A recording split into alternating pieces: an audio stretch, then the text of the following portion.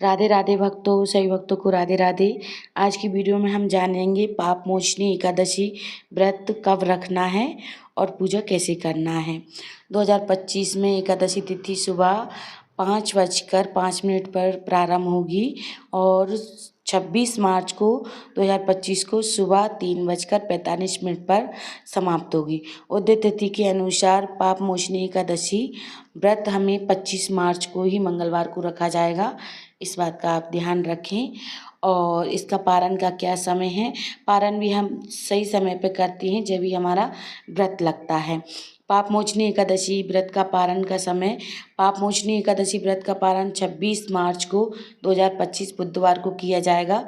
व्रत का पारण का शुभ मुहूर्त 26 मार्च को दोपहर 1:41 से शाम को 4:08 तक रहेगा।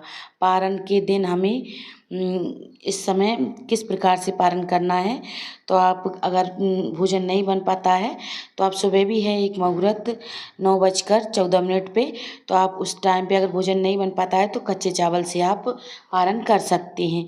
अगर टाइम हो जाता है ज़्यादा तो 1 बजे का मुहूर्त है, तो उस टाइम पे आप पारण कर सकते हैं। तो इस प्रकार से आप पारण करें।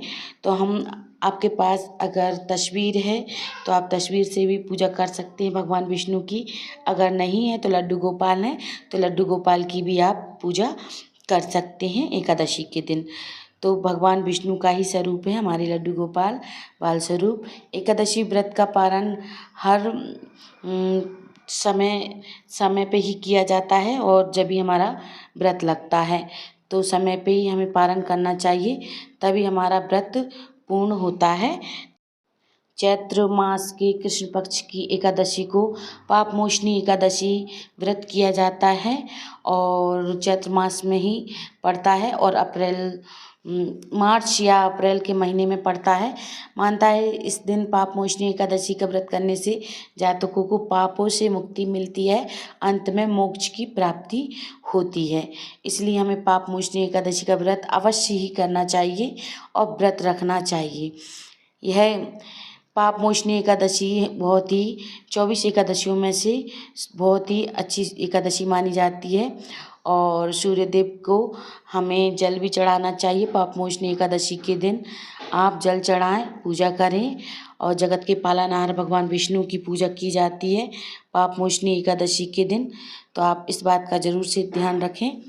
और लक्ष्मीपति विष्णु भगवान अगर आपके फोटो में साथ में है तो लक्ष्मीपति विष्णु भगवान की भी साथ में पूजा कर सकते हैं पाप मोचनी एकादशी के दिन।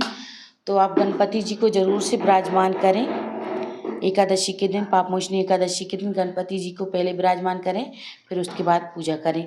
लड्डू गोपाल को स्नान आपको दूध से स्नान कराना है। पंचामृत तैयार करके आप पंचामृत से भी स्नान करा सकते हैं, नहीं तो आप दूध से भी करा सकते हैं। और फिर उसके बाद लड्डू गोपाल को स्नान कराएं, भाव रूप से गणपति जी को स्नान कराएं। हम गणपति जी को अलग से भोग रखेंगे और लड्डू गोपाल को अलग से भोग रखेंगे, क्योंकि तुलसी पत्ता डालकर हम लड्डू गोपाल को भोग लगाते हैं और गणपति जी को नहीं लगाते हैं। तो तुलसी पत्ता समर्पित कर देंगे हम लड्डू गोपाल को और जल के लोटे में भी हम डाल देंगे तुलसी पत्ता। तो इस प्रकार से हमें पूजा करना है बहुत ही सरल विधि से। और उसके बाद हमें जो भोग लगाना है उन्हें अलग रखना है, तो अलग रख देंगे और फिर हम कथा पढ़ेंगे। तो कथा हमें ज़रूर से पढ़ना है। अगर आप कथा मोबाइल द्वारा भी सुन सकती हैं और नहीं तो आप फिर किताब से भी पढ़ सकती हैं कथा। तो कथा ज़रूर से पढ़ना है हमें। तिल समर्पित करेंगे हम। इस दिन चावल का उपयोग नहीं किया जाता है, तो आप तिल उपयोग करें। और भगवान विष्णु माँ लक्ष्मी जी की पूजा विधि विधान से ही करना चाहिए। और एकादशी के अगले दिन सूर्योदय को पारण किया जाता है।